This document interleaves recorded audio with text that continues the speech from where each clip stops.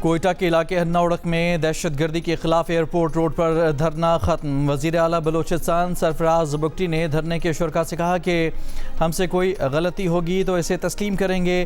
وزیر اعظم اور field marshal کی موجودگی میں فیصلے ہوئے، جو وعدے کیے بطور وزیر اعلیٰ ان پر عمل درآمد کے پابند ہیں۔ شہداء کے ورثاء کو مالی امداد، نوکری اور بچوں کو تعلیم دیں گے۔ زیارت باقی کے خلاف دھرنے کے شرکاء سے بھی بات کر کے ان کے مسائل حل کریں گے۔ مانگی ڈیم حملے کے ساتھ شہداء کے لواحقین کا میتوں کے ساتھ کوئٹہ میں کوئلہ پھاٹک کے مقام پر دھرنا جاری۔ زیارت میں بھی ڈپٹی کمشنر کمپلیکس کے باہر متاثرہ خاندانوں کا دھرنا چوتھے روز میں داخل۔ لواحقین کا دہشت گردی کے واقعے میں ملوث عناصر کو کیفر کردار تک پہنچانے کا مطالبہ۔ مانگی ڈیم حملے میں شہید 14 پولیس اہلکاروں کی نماز جنازہ ادا، شہداء سرکاری اعزاز کے ساتھ سپرد خاک۔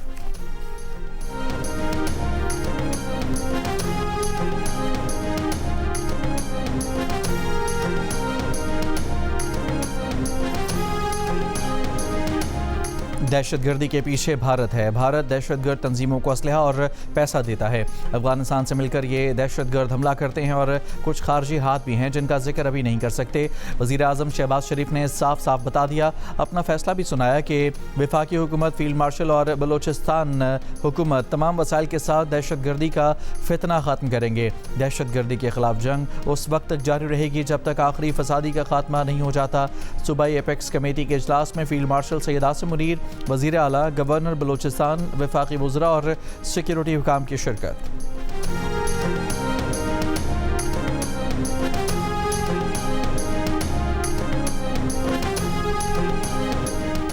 امریکہ کے ایران پر اور ایران کے قطر، کویت، بحرین اور اردن میں امریکی اڈوں پر حملوں کے باوجود دونوں ملکوں کے درمیان تکنیکی سطح کے مذاکرات جاری۔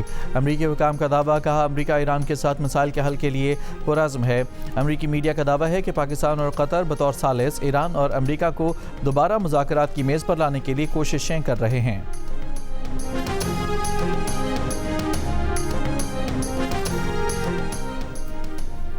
تاریخی جلوس جنازہ کے بعد ایران کے شہید سپریم لیڈر آیت اللہ سید علی حسینی خامنائی مشہد میں سپرد خاک۔ شہید کی تدفین روضہ حضرت امام علی رضا کے احاطے میں کی گئی۔ آیت اللہ خامنائی کی نماز جنازہ بڑے بیٹے آیت اللہ سید مصطفیٰ خامنائی نے پڑھائی۔ شہید سپریم لیڈر کو آخری الوداع کہنے کے لیے مشہد کی سڑکوں پر انسانوں کا سمندر امڈ آیا۔ ایرانی سپریم لیڈر آیت اللہ مجتبیٰ خامنائی آج حرم حضرت معصومہ میں شہید آیت اللہ خامنائی کے تعزیتی اجتماع میں شریک ہوں گے۔ تعزیتی اجتماع نماز مغرب اور عشاء کے بعد ہوگا۔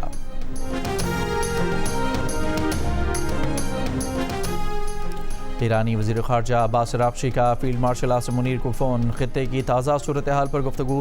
ایرانی وزارت خارجہ کے مطابق ایرانی وزیر خارجہ نے ایران کے خلاف امریکی حملوں کی مذمت کی۔ امریکی صدر ڈونلڈ ٹرمپ اور اسرائیلی وزیر اعظم نیتن یاہو کے درمیان ٹیلی فونک رابطہ۔ اسرائیلی وزیر اعظم کے دفتر سے جاری بیان کے مطابق دونوں رہنماؤں نے مختلف محاذوں پر رابطہ اور ہم آہنگی جاری رکھنے پر اتفاق کیا۔ اسرائیلی وزیر اعظم نے ترک صدر ایردوان اور ان کے رفقا کی جانب سے اسرائیل کے خلاف دیے گئے بیانات کی سنگینی کا معاملہ بھی اٹھایا اور اسرائیل کی سرحدوں کے ساتھ حفاظتی زونز برقرار رکھنے کی ضرورت پر زور دیا۔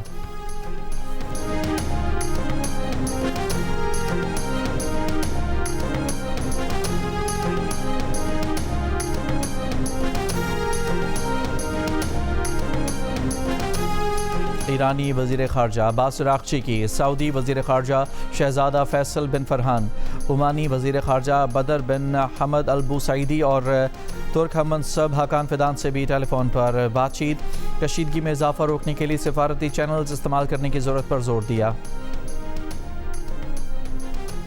پاکستان اور امریکہ کے درمیان باہمی تجارتی معاہدے پر مذاکرات کا واشنگٹن میں آغاز۔ تجارت اور ٹیرف سے متعلق امور پر تفصیلی بات چیت۔ ترجمان دفتر خارجہ کے مطابق پاکستانی وفد کی قیادت سیکرٹری تجارت جواد پال کر رہے ہیں۔ پاکستان اور امریکہ کے درمیان ریسیپروکل ٹریڈ ایگریمنٹ پر مذاکرات جمعے کو بھی جاری رہیں گے۔ کراچی میں اورنگی ٹاؤن، نیپا، چورنگی اور لیاقت آباد میں مبینہ پولیس مقابلے۔ ایک ڈاکو ہلاک، 3 زخمیوں سمیت 7 ڈاکو گرفتار۔ ملزمان سے اسلحہ، نقدی، موبائل فون اور موٹر سائیکل برآمد۔ آرام باغ میں پولیس کی کارروائی، بھتہ خور گرفتار، اسلحہ برآمد، مقدمہ درج۔ پولیس کے مطابق ملزم نے 3 جولائی کو تاجر سے 50 لاکھ روپے بھتہ طلب کیا تھا۔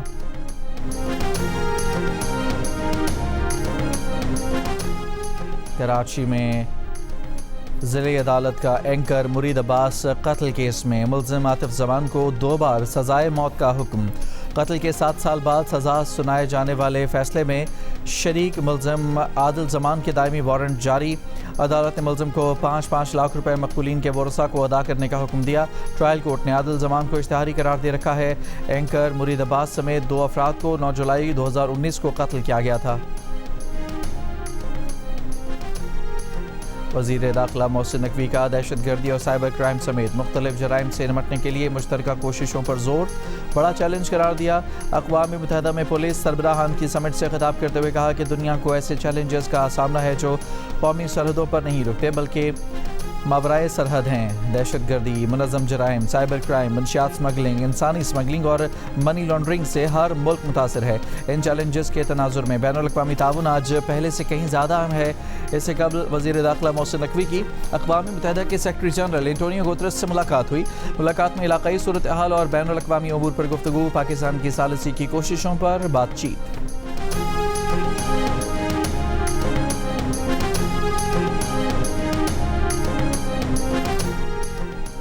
شارجہ سے پاکستان واپسی پر سمندر میں گر کر تباہ ہونے والے نجی کارگو کمپنی کے طیارے کے لاپتہ عملے اور بلیک باکس کی تلاش کے لیے سرچ اینڈ ریسکیو آپریشن جاری۔ جلد زیر آب سرچ آپریشن بھی متوقع۔ ذرائع کے مطابق طیارے کا ملبہ تیز لہروں کے باعث دور تک پھیل چکا ہے۔ سمندر میں تیز اور اونچی لہروں سے آپریشن میں مشکلات کا سامنا ہے۔ بلیک باکس، مزید ملبے اور ارکان کی تلاش کے لیے پاکستان نیوی اور پاکستان میری ٹائم سیکیورٹی کے وسائل بروئے کار لائے جا رہے ہیں۔ ابتدا میں طیارے کا ملبہ اور ماڑا سے 53 ناٹیکل میل جنوب میں پایا گیا تھا۔ نجی کارگو طیارہ منگل کی رات 9:21 پر ریڈار سے غائب ہو گیا تھا۔ طیارے میں عملے کے 5 ارکان سوار تھے۔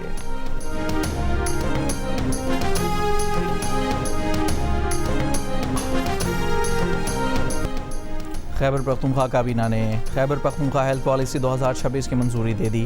وزیر اعلیٰ سہیل آفریدی کی زیر صدارت اجلاس، اسپتالوں کی بحالی اور اپ گریڈیشن رواں مالی سال میں مکمل کرنے کی ہدایت۔ سہیل آفریدی نے کہا کہ 3 ماہ بعد دوبارہ جائزہ اجلاس ہوگا۔ نمایاں پیش رفت نظر آنی چاہیے۔ مجوزہ ہیلتھ سٹی منصوبے میں پیش رفت مزید تیز کرنے کی بھی ہدایت۔ کہا کہ ہیلتھ سٹی کا قیام ناگزیر اور حکومت کی اولین ترجیح ہے۔ چیئرمین پاکستان علماء کونسل علامہ طاہر اشرفی نے کہا ہے کہ بلوچستان میں جو ہوا افسوسناک ہے۔ بے امنی اور انتہا پسندی سے نکلنے کا راستہ قوم کا اتحاد ہے۔ پشاور میں پریس کانفرنس کرتے ہوئے کہا کہ پاکستان نے تیسری عالمی جنگ کو رکوایا۔ یہ اسرائیل کی چال تھی کہ مسلمانوں میں اختلاف پیدا کرے۔ عرب دنیا اور عالم اسلام سے اپیل ہے کہ آپس میں بیٹھ کر معاملات حل کریں۔ محرم میں پیغام پاکستان ضابطۂ اخلاق پر عمل درآمد ہوا۔ ضابطۂ اخلاق پر عمل درآمد نہ کرنے والوں کے خلاف قانونی کارروائی کی جا رہی ہے۔ تمام مکاتب فکر کے علماء اور مشائخ نے اسلام کے نام پر دہشت گردی، بے گناہ لوگوں کے قتل کے خلاف شریعت قرار دیتے ہوئے کہا کہ دین اسلام کسی بھی بے گناہ کے قتل کی کسی صورت اجازت نہیں دیتا۔ اور فٹ بال ورلڈ کپ میں امباپے اور عثمان ڈیمبلے کے گول کی بدولت فرانس نے مراکش کو پہلے کوارٹر فائنل میں 2-0 سے شکست دے دی۔ فرانسیسی ٹیم مسلسل تیسری بار میگا ایونٹ کے سیمی فائنل میں پہنچنے میں کامیاب۔ سیمی فائنل میں فرانس کا مقابلہ اسپین یا بیلجیم سے ہوگا۔